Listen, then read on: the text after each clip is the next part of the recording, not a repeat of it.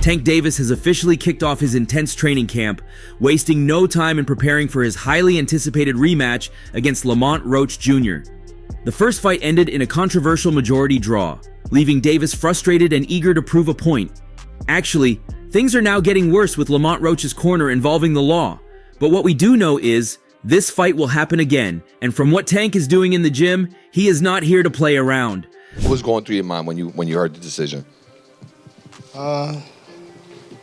Nobody like a draw, you know, from a guy that get knockouts and things like that, but it's cool. I feel like if we fight again, I could do. The controversy surrounding the first fight hasn't died down, not even close. In fact, it's only getting worse. The scorecards read 115, 113 in favor of Davis on one card, but the other two had it 114, 114. The biggest moment that had everyone talking came in the 9th round when Roach landed a stiff jab that made Davis take a knee.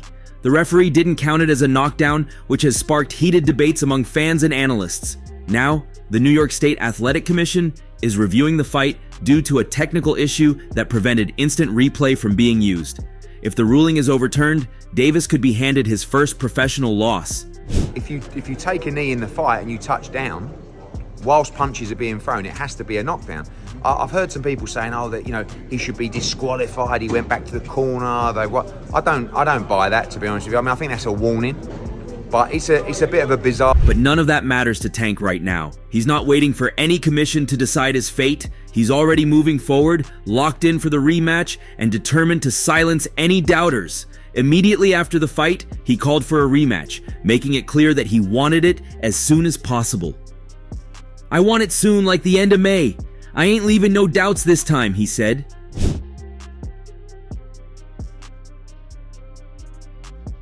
That's why the first day of training camp was different. There was no easing into it. Davis came in ready to go. Videos from his gym show him moving with intensity, hitting the heavy bag with more power, sharpening his speed drills, and pushing himself to the limit. His longtime trainer, Calvin Ford, is back in his corner, and despite previous speculation that he might step back from training Davis, Ford made it clear that he is all in, posting on Instagram, "We back at it, ain't no stopping now. We running it back the right way."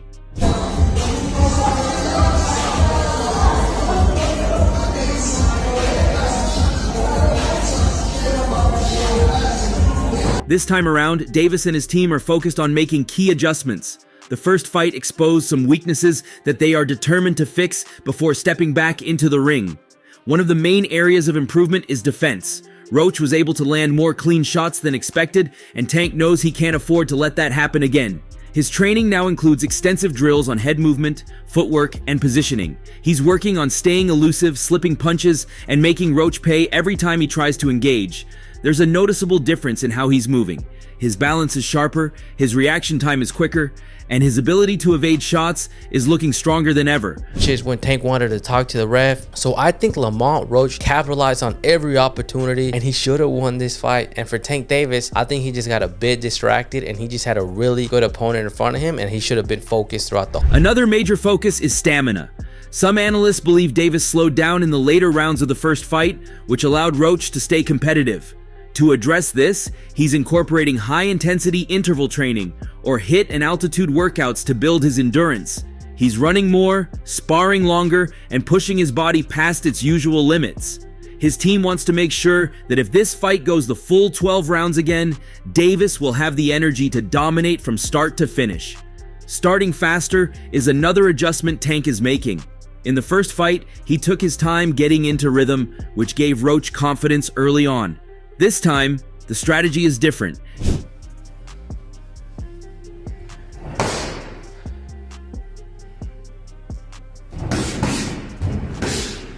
He's training to come out aggressive, applying pressure from the opening bell and making sure Roach doesn't have time to settle into his game plan. His early sparring sessions have been focused on maintaining an explosive pace, throwing powerful combinations, and breaking down his opponents early. And then there's the power. Davis is known for his knockout ability, but he wasn't able to put Roach away in the first fight. That's something he plans to change. His heavy bag work has been particularly brutal, each punch carrying a different level of intensity. His strength training has been ramped up, with a focus on building even more explosive power. If there was any doubt about whether Tank could stop Roach, he's making sure that won't be a question this time around. It's very unfortunate, but if there was some outside factor that did get into his eye, I don't know. You're walking on a gray line, and that's when things aren't necessarily black or white. So Fans are already talking about his training camp. Some believe this is his chance to shut down critics and reclaim his dominance. Others think Roach has figured something out and could pose an even bigger challenge in the rematch. Social media is flooded with takes from boxing enthusiasts. Tank better not take Roach lightly again. That first fight wasn't a fluke. He better come correct this time. One has said, Tank's camp will now also bring in new sparring partners, each selected to replicate Roach's style. The goal is to prepare for every possible scenario. If Roach tries to box from the outside, Tank is working on cutting him off. A draw? I mean, this fight was close the whole way through. Tank's power just wasn't enough to get Lamont Roach out of there. If Roach decides to engage more, Tank is ready to break him down on the inside.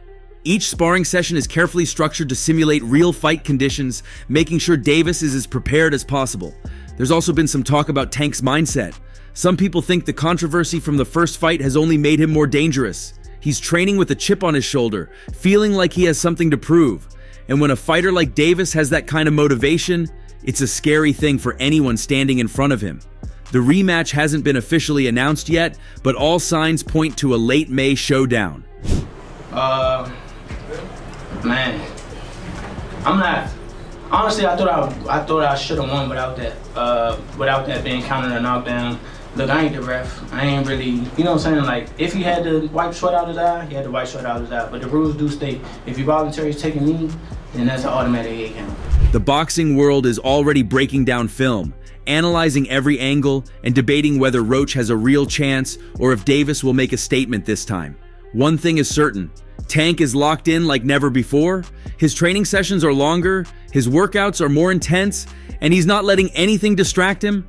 The gym is his world right now, and he's making sure that when he steps back in that ring, there will be no controversy. This is more than just another fight for Davis. This is about sending a message, proving that he's still one of the most dangerous fighters in the sport, and making sure that when the final bell rings, there's no doubt who the better man is. The countdown has begun, and if his first day of training is any indication, this rematch is going to be a war. I don't want to say that's the blueprint. I just think that, you know, that my plan unfolded the right way. However, even with his tough training, Tank needs to deal with the current problems first, and these problems are only getting more intense. Roach Jr.'s camp has not been quiet about their frustration, taking their case to social media and various sports media outlets. His promoter, Oscar De La Hoya, has been particularly vocal, calling the decision one of the biggest injustices in recent boxing history. He argued that if the knockdown had been properly counted, there would be no debate about who deserved the win. De La Hoya also pointed out that mistakes like this damage the credibility of the sport, questioning why a high-profile event would suffer from such a critical technical failure. I didn't want to get caught while my eyes was grinding.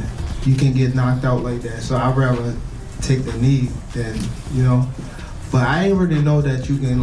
In response, the NYSEC has confirmed that a formal review is underway, with a panel of officials expected to assess the available fight footage again.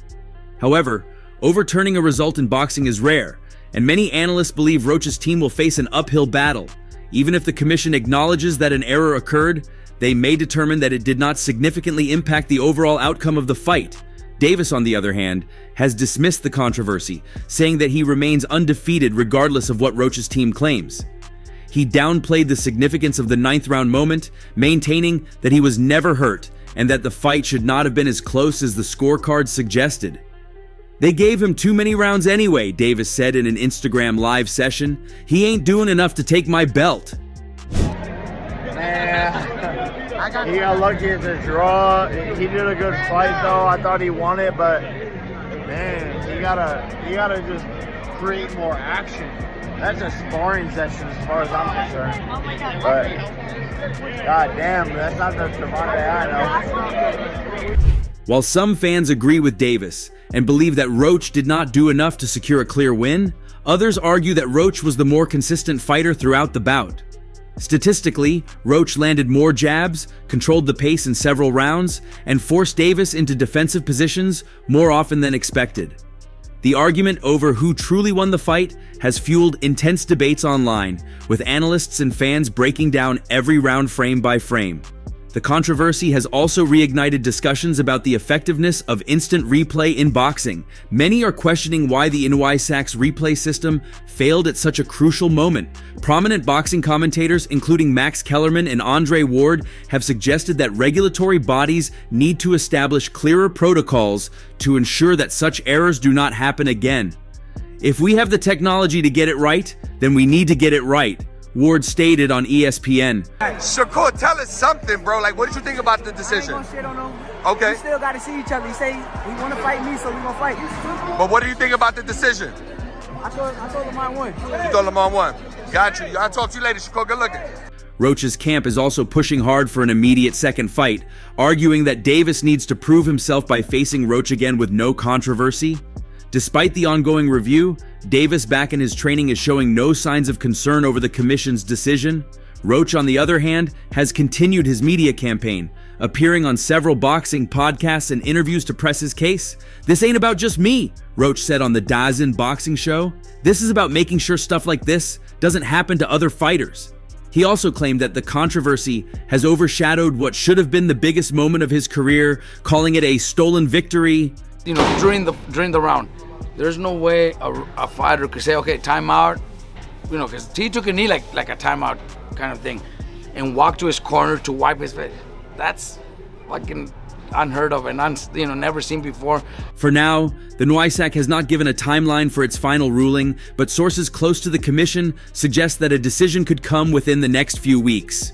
If the result is upheld, Roach's only option will be to push for a rematch through promotional negotiations. If, by some rare chance, the commission overturns the result, it could have major implications not just for Davis and Roach, but for boxing as a whole. Until then, both fighters remain in limbo, with Davis moving forward as if nothing has changed and Roach fighting for what he believes is rightfully his. The boxing world continues to watch closely, knowing that however this situation plays out, it is far from over. Anytime I'm not feeling good in a fight, take a knee. Well, they said and that's not a shot at Tank.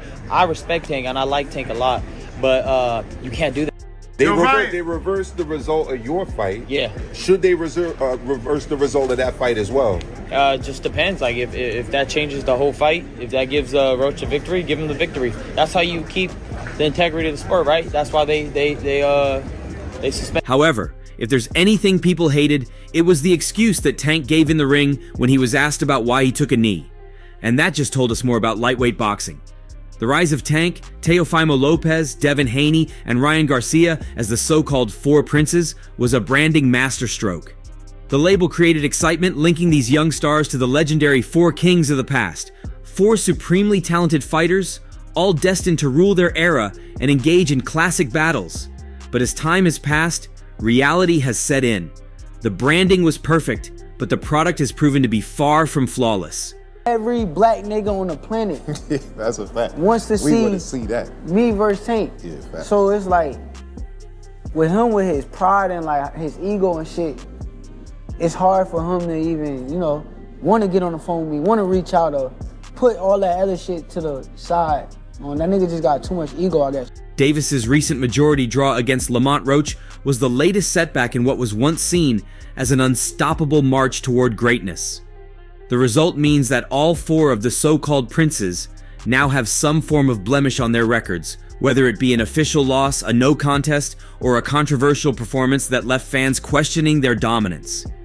And while Davis had long been considered the most formidable of the group, an undefeated knockout artist seemingly built to be a pay-per-view star, his struggles against Roach have thrown even that assumption into doubt.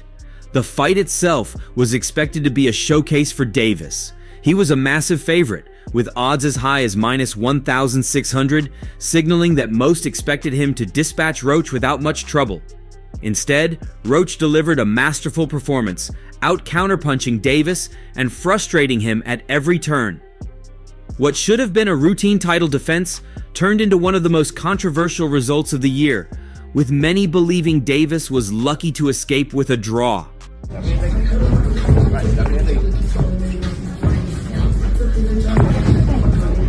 Much of the controversy stemmed from the 9th round, when Davis took a knee but was not ruled down by referee Steve Willis. The failure to call the knockdown, combined with an admitted technical issue that prevented an official replay review, meant that Roach was denied what could have been a decisive moment in the fight. Had the knockdown been counted, the official scorecards likely would have favored Roach, handing Davis his first professional defeat. It was a shocking turn of events, particularly given Davis's reputation for dominance. Unlike his fellow princes who had already faced adversity in their careers, Davis had largely avoided in-ring controversy. He had knocked out Ryan Garcia in April 2023, solidifying himself as the top name in the lightweight division. His close decision win over Isaac Pitbull Cruz in 2021 had raised some eyebrows, but there was never a true sense that he had been outclassed. Against Roach, that perception changed. Somebody took the blockchain, check it for a big withdrawal around maybe 30 minutes after this fight, no shot. Somebody put the house on draw and just got a like 22x, something like that. A draw? Stop. The mathematical anomaly to have a draw with 3 different refs across what, 11 rounds? The timing of this stumble could not have been worse for Davis. Just one day before the fight, it was announced that Lopez, Haney, and Garcia would all feature on a major fight card on May 2nd in Times Square. This means that all 4 of the princes are in the headlines at the same time, and rather than being the last man standing, Davis now finds himself lumped in with the others, each of whom has faced criticism or controversy of their own. Lopez was the first to suffer a major setback when he lost his undefeated record to George Kambosos Jr. in 2021. That defeat derailed the momentum he had built from his stunning victory over Vasily Lomachenko. And Lamont not being a big name, so they overblow it. I think so, and I feel like people just don't like Tank to a point where any little thing, just because he ain't knock him out, he probably feel as though that he lost, and he didn't, or it was a draw, you know. I feel. Since then, he has managed to win a world title at junior welterweight, but his performances have been inconsistent, with 2 debatable decision wins adding to the questions surrounding him. Garcia, meanwhile, has had the most chaotic journey of the 4.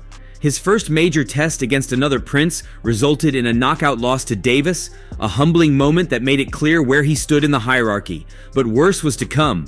His controversial victory over Haney was later overturned due to failed drug tests, leading to a no contest ruling, a hefty fine, and a 1-year suspension. Once considered a potential crossover superstar, Garcia's reputation has taken multiple hits, and his future is now uncertain.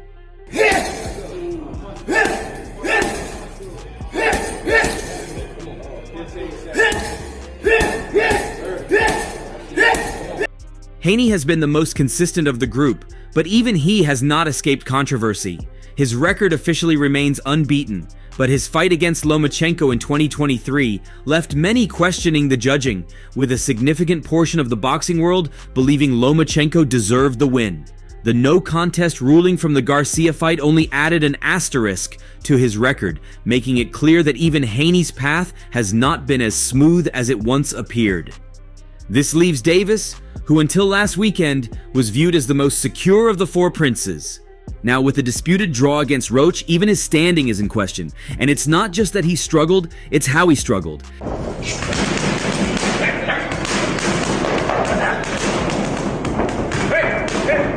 His slow starts, his low punch output, and his assumption that he would receive favorable treatment all played a role in the disappointing result.